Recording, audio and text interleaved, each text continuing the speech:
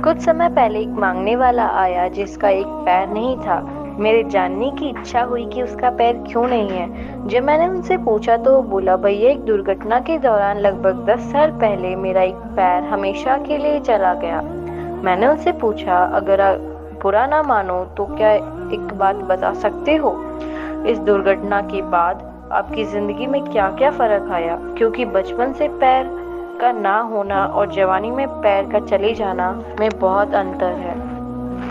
मैंने पूछा, आपके परिवार में कौन कौन है और आपका घर कैसे चलता है? उसने बताया, पैर जाने के बाद मैं अलग ही दुनिया में जी रहा हूँ जहाँ मुझे समझने वाला कोई नहीं है। मेरी बीवी बच्चे सब थे, लेकिन जब मैं किसी काम का नहीं रहा तो बीवी भी छोड़कर चली गई। जब मैं कमाता था तब सबकी इच्छा पूरी करता था, लेकिन अब मैं मजबूर हूँ तो सब मुझसे दूर हो गए। उसने आगे कहा, भैया मेरा खुद का घर है, मेरी बूढ़ी माँ है, मैं थोड़ी बहुत भीख जमा कर लेता हूँ और हम दोनों का गुजारा हो जाता है। सब छोड़कर चले गए, लेकिन माँ ने मेरा साथ आज तक नहीं छोड़ा। उसने कहा, भैया जिंदगी में कोई किसी का साथ नहीं देता, सबके सब तभी तक आपके हैं जब तक आप उनकी कोई इच्छा पूरी कर रहे हो। जैसे ही आप उनकी वो इच्छा पूरी करना बंद कर दोगे, वो प्यार, वो रिश्ता खत्म हो जाएगा। सच्चा प्यार सिर्फ 9 महीने पेट में रखने वाली माँ ही कर सकती है। दोस्तों, जिस क्षेत्र में मैं रहता हूँ वहाँ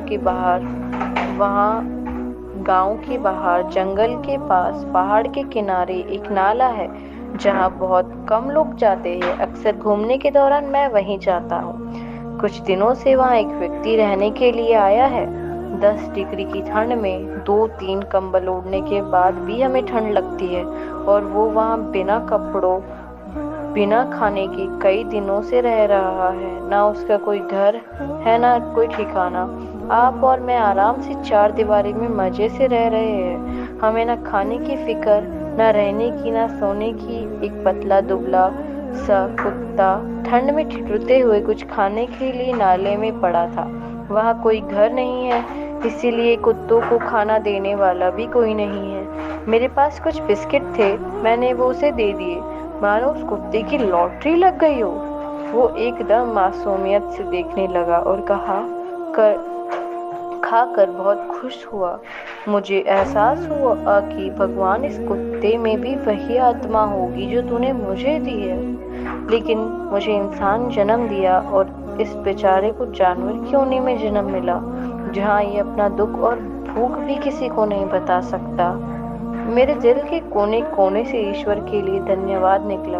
हे भगवान, मुझे नहीं लगता कि मैं इस इंसान शरीर को पाने की भी योग्य था, लेकिन इतना खूबसूरत जीवन तूने मुफ्त में मुझे दे दिया। इतना खूबसूरत जीवन की दिन रात तेरा धन्यवाद करूं तो वो भी कम है।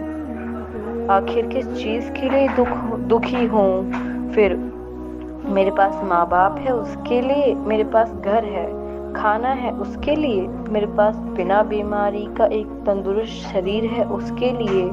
इन सब बातों में आप कुछ बातें गांठ बांध लो। माँ से ज्यादा तुम्हें कोई प्यार नहीं कर सकता। दूसरी, ईश्वर ने तुम्हें बहुत कुछ दिया है। तुम्हारी जैसी जिंदगी जीना करोड़ों लोगों का सपना है। तुम्हें मुफ्त में इतना खूबसूरत जीवन और मानव योनि मिली है। इसके बाद भी अगर तुम छोटी छोटी बातों को लेकर रोते हो तो ईश्वर करे तुम्हें अगले जन्म में जानवर बनाए, क्योंकि तुम ईश्वर की बनाई हुई सबसे कीमती चीज इंसान योनि की कदर नहीं कर रहे हो। दुख सबकी जिंदगी में है और तुमसे कहीं ज्यादा है, इसलिए आपके पास जो भी है उसकी कदर करो और जीवन की नई शुरुआत करो। अपनी ऊर्जा रोने की बजाय किसी एक बड़े लक्ष्य को पाने में लगाओ।